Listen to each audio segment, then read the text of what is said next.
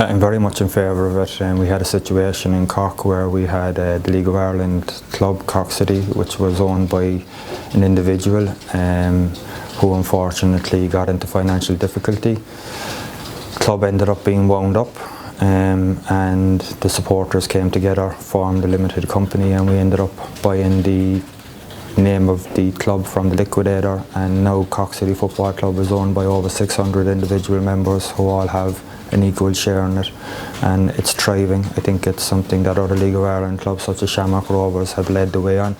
Galway are now going down that road, Dundalk are going down that road. I think if you have a situation where football clubs, particularly League of Ireland football clubs, are owned by the supporters, then it is proven that they are more successful, because the very people who own them are passionate about them. They're not in it to make money, they're in it for the community value.